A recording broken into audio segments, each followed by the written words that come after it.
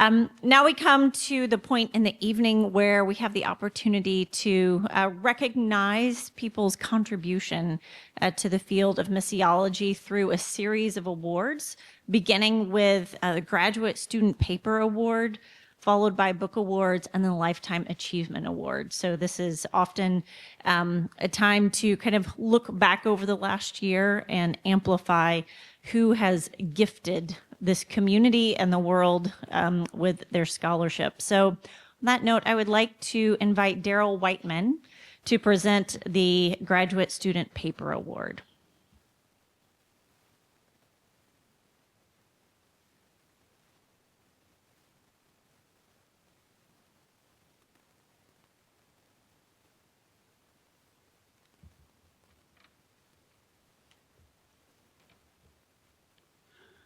This year, the Graduate Student Paper Award goes to David Connick.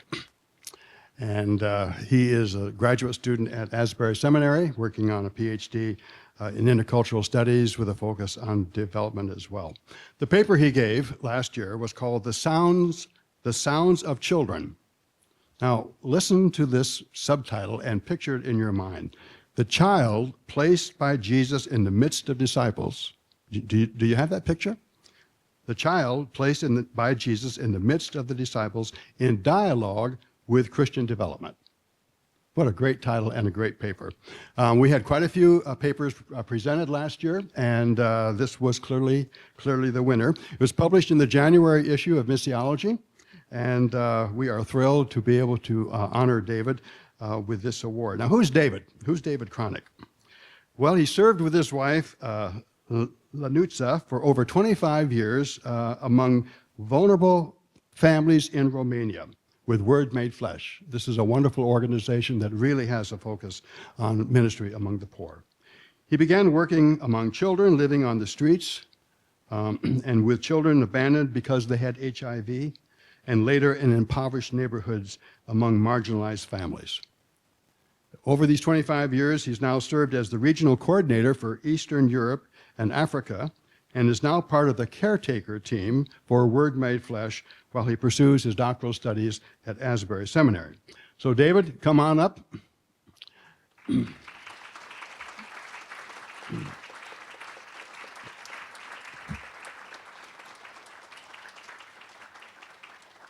Now, we don't have a nice plaque for David to put on his wall, but we do have a check for $500.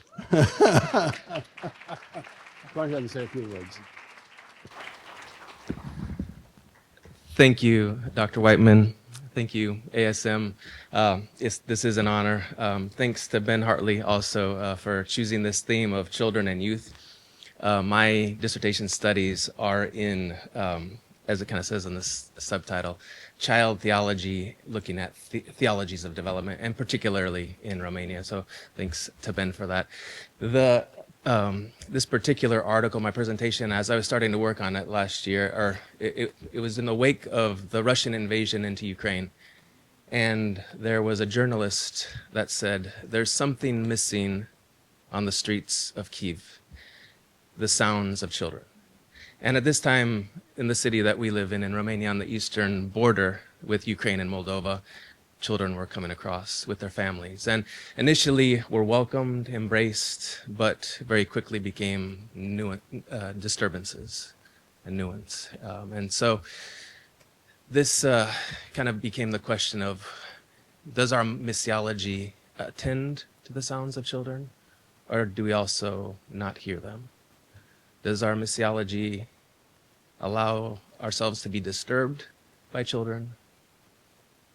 And I think that might be relevant also for questions around unity. This was my first time coming to ASM last year, and that's another place I want to say thank you. It's one of these communities where I feel like I found my people. So thank you.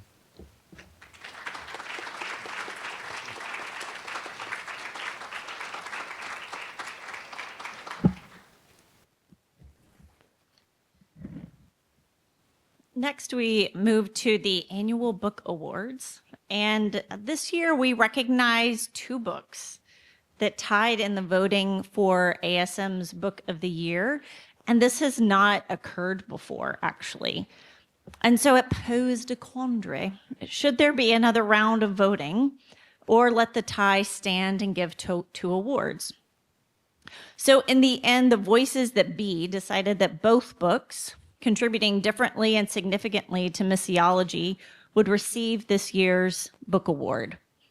Both books were featured on ASM book panels in 2024, and both books can be considered as each other's magnum opus, reflecting lifetimes of scholarship, teaching, and ministry. That they tied may not come as a shock. Thus, the first book award goes to Stephen Bevan's Community of Missionary Disciples, the continuing creation of the church. The slide has both of them. So just say you want some, just name them. Okay.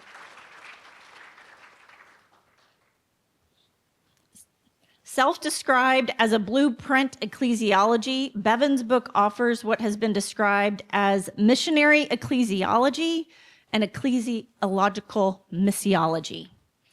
In this book, Bevans envisions a church that continues Christ's founding ministry by, and this is so beautiful, embodying, demonstrating, and proclaiming the reign or the kingdom of God.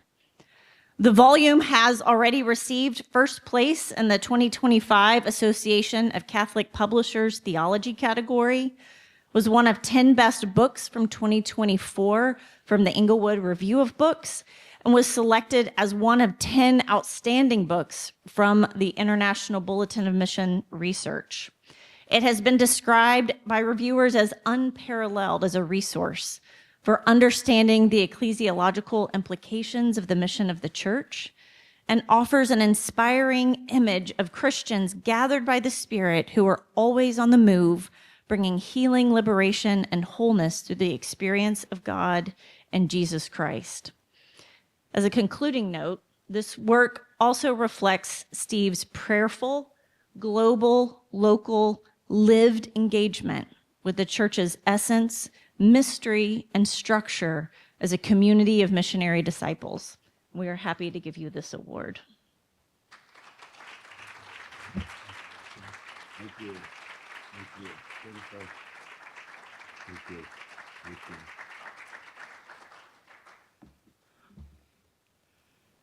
Thank you all very, very much.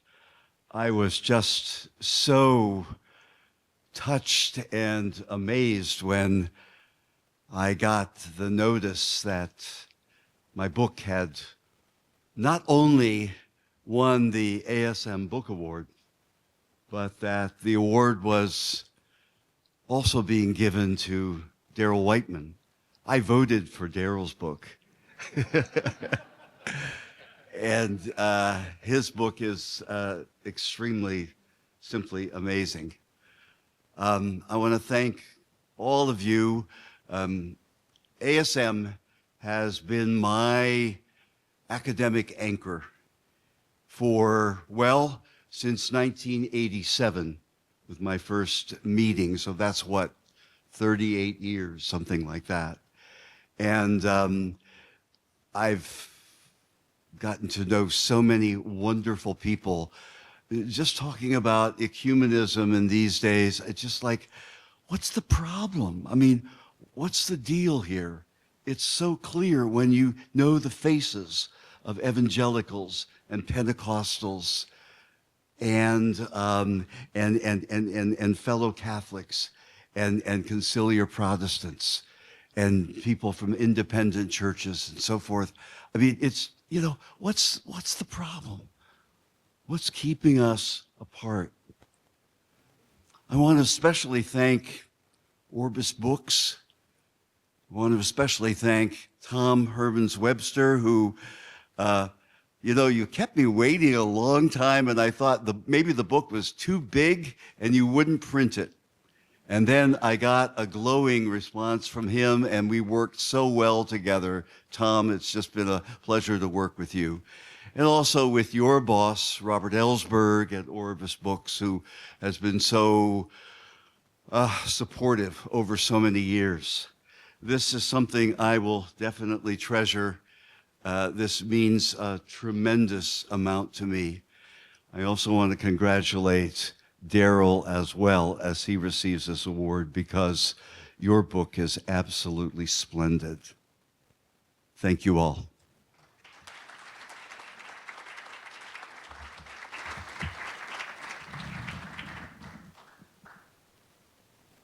Well, as you can tell, equally deserving of this year's award is Daryl Whiteman for his book, Crossing Cultures with the Gospel, Anthropological Wisdom for Effective Christian Witness, published by Baker Academic. Like Steve's book, Daryl's has already been the recipient of a number of other awards, including from Christianity Today, the International Bulletin of Mission Research, Outreach Magazine, and the Southwestern Journal of Theology. It's been widely praised for its deep wisdom, its challenging and inspiring vision of Christian witness, its lucid style full of stories, and its eminent practical usefulness. Reviewers who've studied under Daryl at Asbury Theological Seminary have rejoiced to find that it captures some of the fire of Daryl's own teaching, as well as his lifetime of experience and insight as a missionary anthropologist. In one of the clearest signs of how it's been speaking to the global church, it's already been translated into Spanish, Korean, Chinese, and Hindi. And for those of you who like to listen to books these days as much as read them, Crossing Cultures with the Gospel is one of the few missiology books that exists now in audio format. So you can listen to it on the go or wherever you are. And as an added benefit, it's Daryl himself who provides the narration, and his characteristic spirit and passion for the gospel certainly comes through. Daryl, it's truly a well-deserved honor. Congratulations.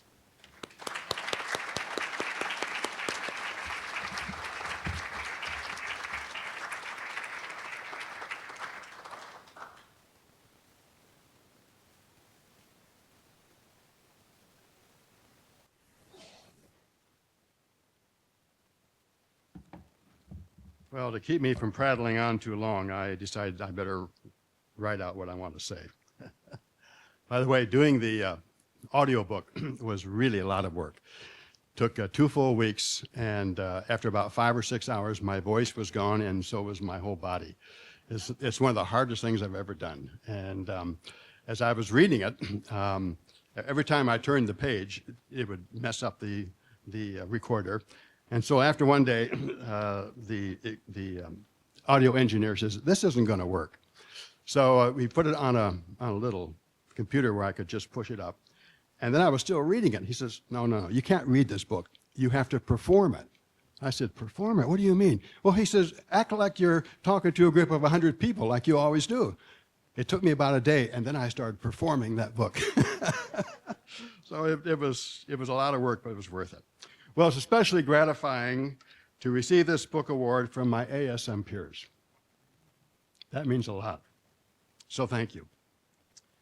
This book took me 5 arduous years to write and about 50 rewarding years to live it. As the Lord has given me many opportunities to share my anthropological insights for cross-cultural ministry around the world. It was a challenge to write a book like this because I lost my momentum. And then I lost my confidence. I started thinking that the mission world did not need another anthropology book, since we already had Nidus' book, 1954, Hebert's book, 1985, and Charles Kraft's book, 1996. It had all been said before and said much better than I could ever say it. But by God's grace, I was able to complete the writing, but not without the help of at least 3 people. Jim Kinney, the acquisitions editor of Baker Academic, would meet with me every year here at the ASM and encourage me to keep working on it. He never chided me, he just always kept encouraging me year after year. When I felt that the book was never going to make it, I went to Jay Moon and I asked him if we could reverse roles. I had been his mentor at Asbury, and I asked him, I said, "Jay, I want you to become my mentor and I will gladly become your student to help us get this project across the finishing line. It only took us 5 more months, and it was done. And Jay and I had such a great experience doing it. Well, the third person I need to thank is my wife, Lori, who put up with me when she would want to do fun things like go on a vacation, but instead I kept saying, I have to work on the book. Now, I remember the day that I sent off the manuscript to Jim Kenney at Baker. I felt like a huge load had been lifted from my shoulders and from my mind. And like Simeon of old, I said, now, Lord, your servant can go in peace. An email from Jim Kenney at Baker a few weeks later thanked me for finally getting in my manuscript. And then he reminded me, he said, you signed a contract for a book of 80,000 words. You sent us a manuscript of 115,000 words. And Baker, we just can't publish a book that large. Well, why not, I wondered. He says, well, because it would be too hard on the reader. So Jim gave it to 2 of his top-notch editors at Baker. One of them removed 20,000 words, including some of my best stories, my best illustrations, some of which I'd told 2 or 3 times. I mean, when you write a book over 5 years, you forget what you said. And then he gave it to a copy editor, and she turned my prosaic prose into dancing text. Delta airline pilot has read my book twice, and he said, it felt to me like I was sitting down over a cup of coffee with a friend. And I said, well, if a Delta airline pilot can get that feeling, I think I probably was successful. So I'm grateful to the many people who helped with this project, and grateful to the Lord to enable me to continue in the face of discouragement and dealing with a lot of my own self-doubt. So this is important. Thank you so much.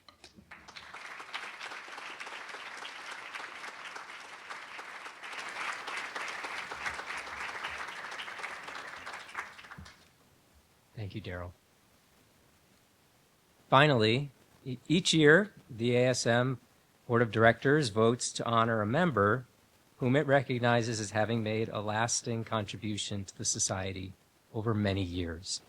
This contribution can take the form of active participation, distinguished scholarship, holding leadership roles, mentoring younger members, or recognized service in the practice of mission. And it's a special joy for me to announce this year's recipient because, as Arun mentioned last night, we've lived around the corner from each other in Dubuque for 15 years. And we would typically travel together every year to this conference, often leaving at 6 a.m. with a visit to Starbucks, and then arriving back home 4 days later, usually bleary-eyed, but brimming over with great memories. And if you haven't guessed it already, our recipient is Bonnie Sue Lewis. So,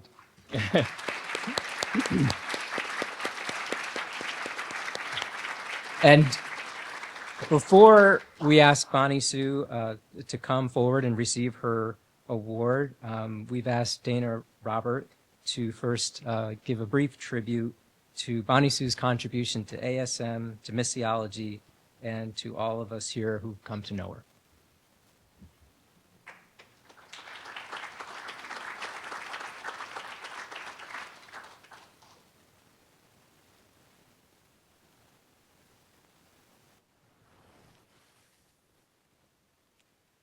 I'm honored to introduce the recipient of the 2025 Lifetime Achievement Award of the American Society of Missiology, Professor Bonnie Sue Lewis.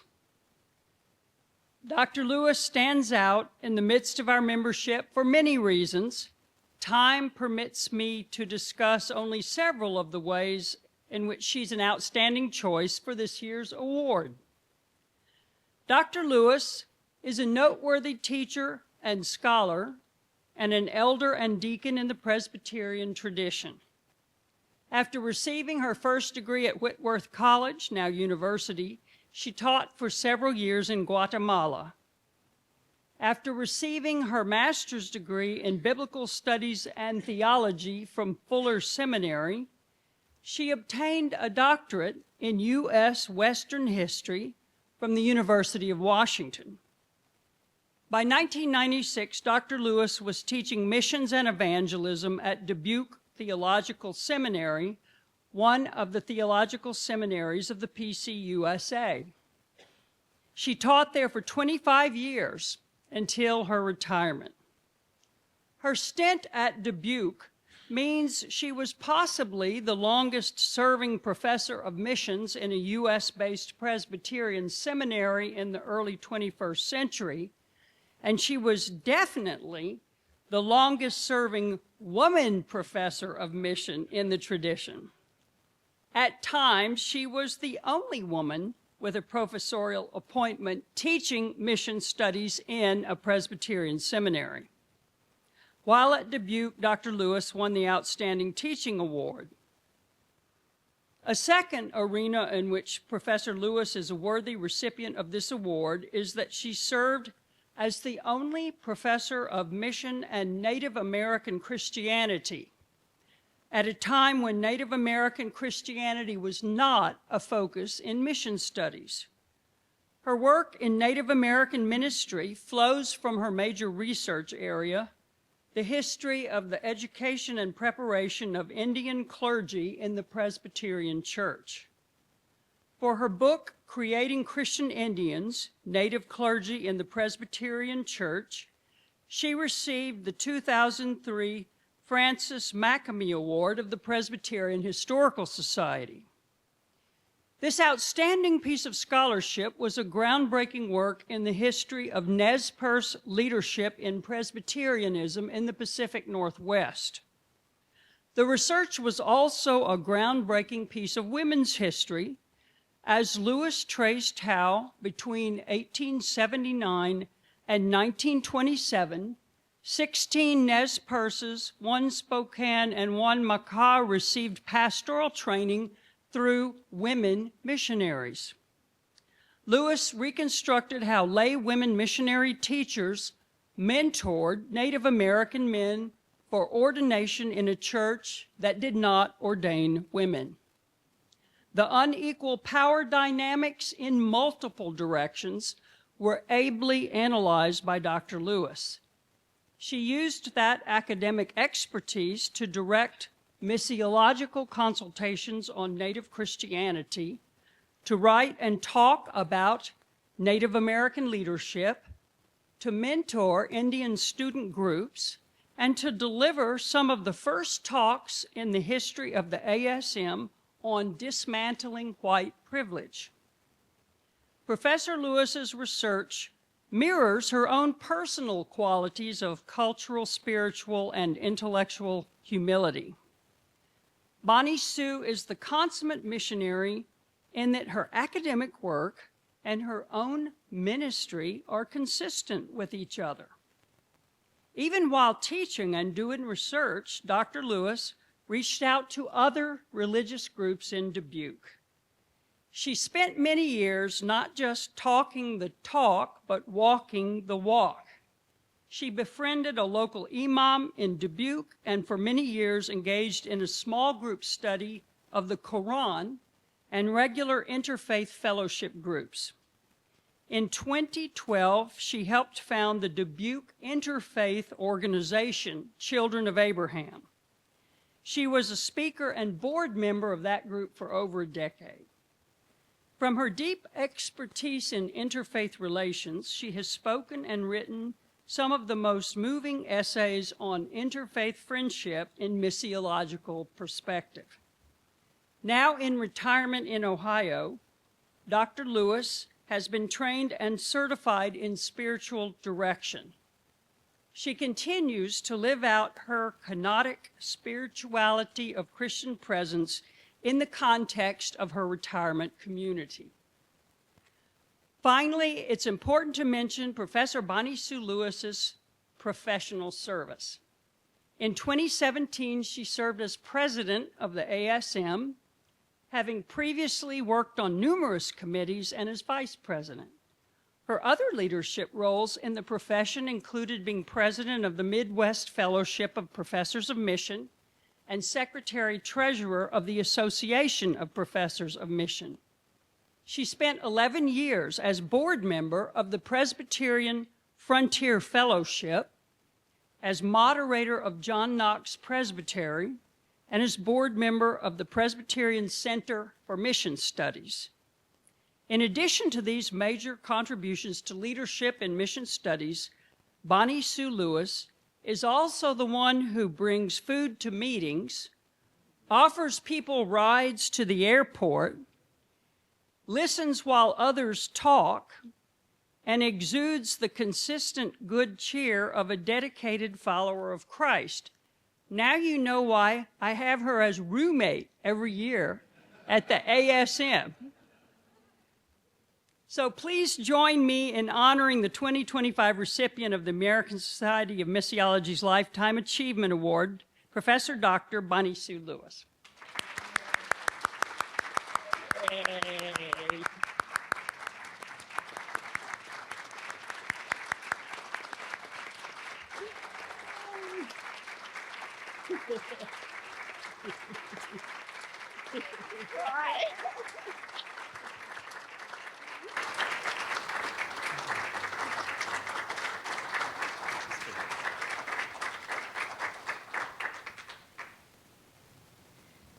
Who is this person? I don't think I know her.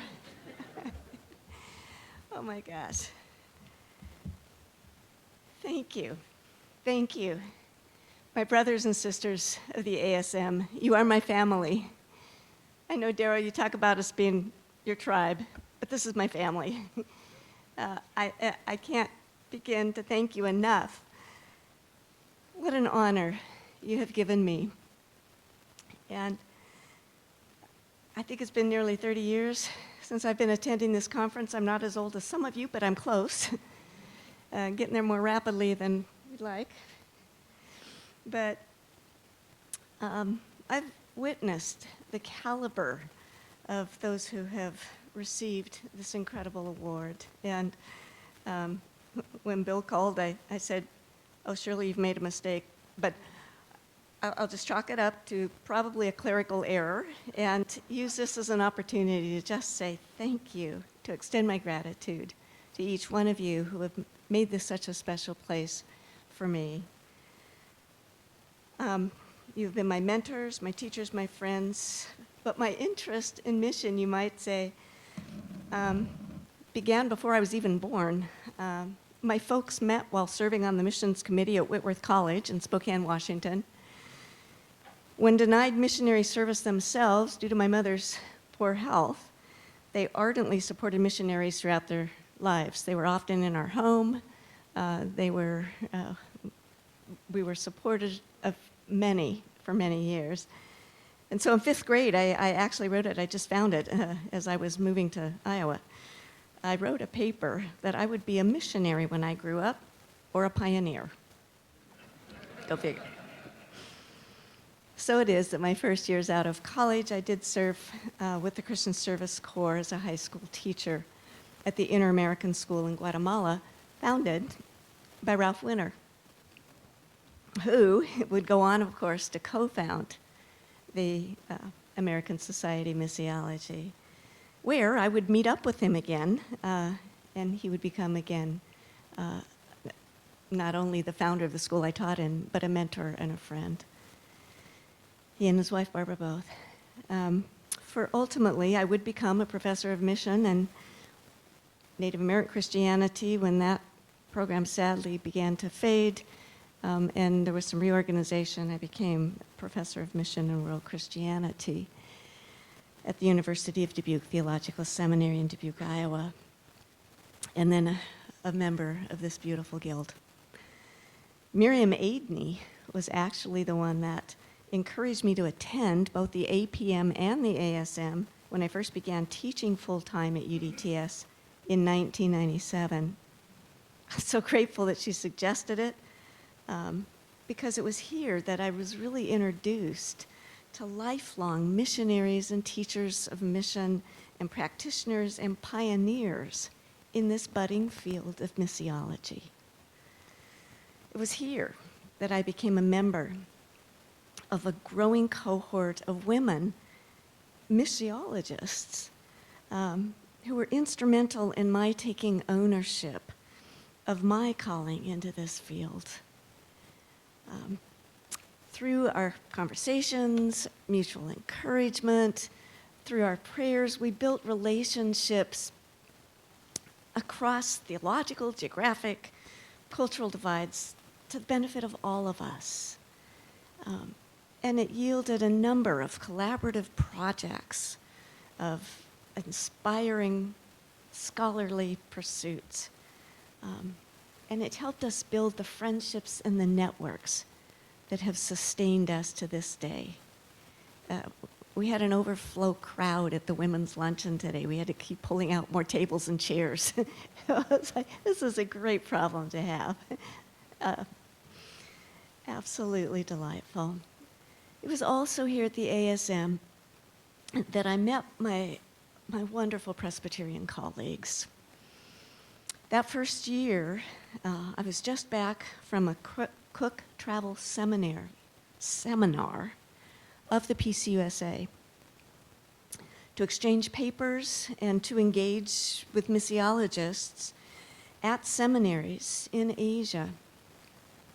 There were about a half dozen of us who met up here just after having returned. Having traveled together, we began meeting for our pre-breakfast coffee at Starbucks, and that went on for years. And that community actually even grew to include people, that, quasi-Presbyterians.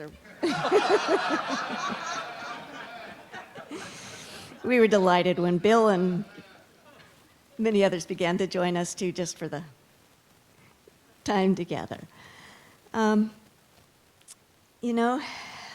We could always count on our denomination mission agency leaders in Louisville to meet up with us here, to gather us together, the larger group of professors, practitioners, mission co-workers, to share together about our work, our ministries, about Presbyterians worldwide. I learned so much about God's Spirit moving in and through these global partners in the church. And I pray for us. In the monumental shifts now taking place in our denomination, I ask that you'd pray with us too, that we continue to seek the unity of the body and missional cooperation backed by years of friendships established through with brothers and sisters in many places throughout the world. So please pray with us in this time of change, of growth, as we labor together and labor on. Finally, it was through the ASM that I gained a really greater familiarity with and appreciation of the ecumenical nature of the global church. The opportunity to foster friendships, to exchange ideas and work towards shared goals with Catholic, Pentecostal, independent brothers and sisters have been some of the most treasured gifts I've received. Simply sharing rides, meals, panels in worship, or through walks on campuses from Techne to St. Mary's, I have found fellow sojourners to share my love for God and for the church, and for our call as a guild to study, to foster cooperation, and to join in the work of the Spirit in the reconciliation of the world through Christ. I have been so blessed and so encouraged over the years by the depth of scholarly acumen here, by the spiritual maturity and the wise counsel of this beloved community. Because of you, I was stretched. I was aided in exploring further mission relationships in indigenous communities and eventually in the realm of interfaith relationships. I want to thank you, my colleagues, my friends, for welcoming and nurturing a neophyte to the field of missiology 30 years ago, and for honoring me with this Lifetime Achievement Award. As our president, Bill Gregory, has said so well this weekend, it's all about friendships. It has been a joy journeying together these many years with you, my dear friends. In the words of Wilbert Shank's history of the organization, encouraging and facilitating critical reflection on the nature, the purpose, and the goals of Christian mission, while honoring and encouraging one another in the faith. Thank you, and God bless you as we continue in this work to which we have been called to the glory of God. Thank you so much.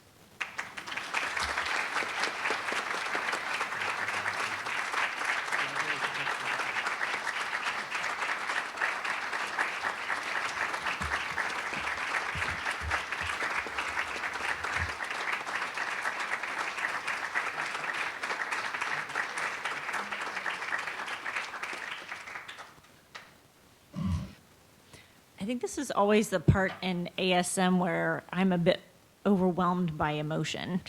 And just the, just the humility and the kindness and the presence of those who've gone before. And it's not a given in any guild that those are the characteristics. And for that, we are grateful. It is also my favorite part in the evening because we turn towards the party. So I'm going to send us out to the party on the patio, and also to the gathering for that started last year, for a gathering in Hager Hall where we met last night in that indoor space. Tonight there will be intentional conversations for junior scholars, emerging scholars, for new mission workers, with others who can perhaps provide guidance, wisdom, insight, and just be conversation partners around tables. So if you are a graduate student, an emerging scholar, a new mission worker, pondering vocational trajectory, want to invite you on behalf of Darren Dirksen, who has organized this evening, to this reception and to these conversations. And for everybody else, we're going to ask you to take it to the patio in the sweltering humidity. You are so welcome. So I'm going to tell on Sean. Well, I'm not going to tell on, I'm going to tell on us. So last year we ran out of wine. We've reinstituted the receptions, and last year we did 2 because they've gone so well. And we ran out of wine, and Sean this year texted me. He was like, I've bought this much. Is that enough? And I said, well, if it's not, we have a drinking problem. So last night I was pleased to see there were bottles left. So we are good.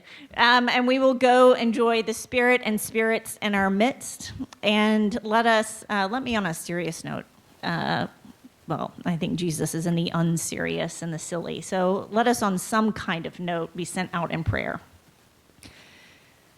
Good, kind, and gracious God who is in our midst, always moving, always present, drawing us to you and towards one another and into our world that you so love. Send us out from here, nourished by the witness of those we have gathered with, nourished in mind by the books we have read, nourished by the presence of the women who have led and who've made pathways for those who walk behind to be a little bit easier. Thank you for the ways in which you nurture us through one another. May we continue to serve one another with our gifts. Your name we pray, we go out. Amen.